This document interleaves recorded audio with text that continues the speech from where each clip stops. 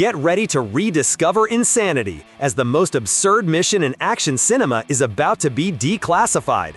Far from being just another comedy, this film is a manual on how to destroy every Hollywood cliché with a Gatling gun of jokes. You will understand why a chicken can be the ultimate weapon and how a president can be the greatest danger to his own nation. Hey clickers, subscribe with the bell activated. Comment on the content you want to see on the channel, share this video to help us grow, and leave your hype. It helps us a lot. Released in the year 1993, Hot Shots Part 2 emerged not just as a sequel, but as the consolidation of a forgotten genre, the over-the-top parody.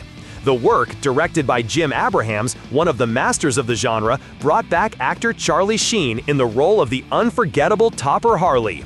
After the events of the first film, the war hero finds himself exiled in a Buddhist monastery, trying to find inner peace and forget his great love, Ramada. However, duty calls in a way that only the comedic universe of this film could conceive. The United States government finds itself in a delicate situation. A rescue team sent to save prisoners of war in the Middle East has been captured, and the team sent to rescue the first team has also been taken hostage. The only hope rests on the shoulders of the protagonist, the only man capable of achieving the impossible.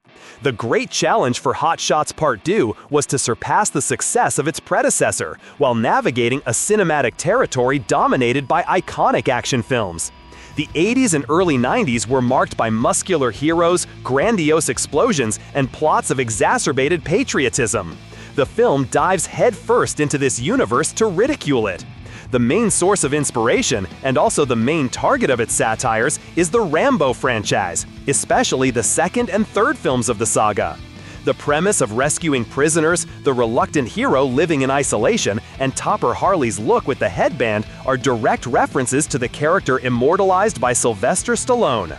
Colonel Denton Walters, played by Richard Crenna, who also curiously played Colonel Troutman in Rambo, serves as the comedic bridge between the two realities, recruiting the protagonist for the suicide mission.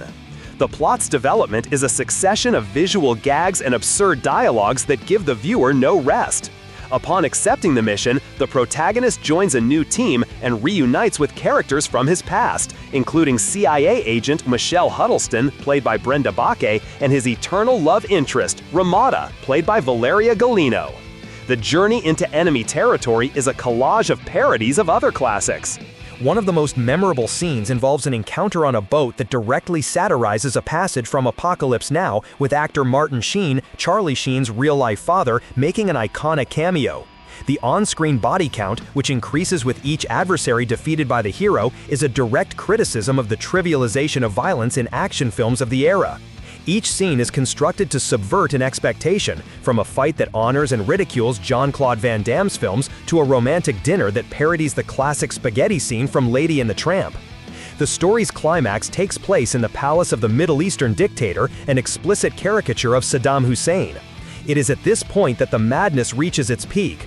The President of the United States, the bumbling Thomas Tug Benson, masterfully played by Lloyd Bridges, decides to personally join the battle, generating even more chaos.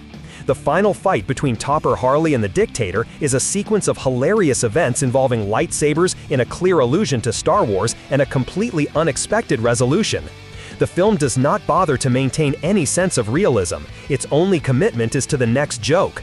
The choice to mock real political figures and pop culture icons without any filter was a hallmark of the production, something that made it so memorable and, for some, controversial at the time of its release. The appearance of Rowan Atkinson, the eternal Mr. Bean, in a supporting role as a prisoner of war adds another layer of comedic genius to the cast. Hot Shots Part 2 is a product of its time, a time capsule of humor that reflects the cinema and the world of 1993, and it serves as a lesson on how satire can be a powerful and, above all, extremely fun weapon. So, did you enjoy revisiting this comedy gem? What is your favorite scene from Hot Shots Part 2? Leave your comment below, we want to know your opinion. Don't forget to leave a like to support our work and, of course, share this video with a friend who loves a good parody and needs a laugh. If you are new here, subscribe and activate the bell so you don't miss any of our upcoming content. Your interaction is essential for us to continue bringing analyses like this one. Thanks! Hey kid, don't ever let them get inside your head. They'll tell you what to do in life instead of everything you know that you could get. Don't let them guide your life towards regret.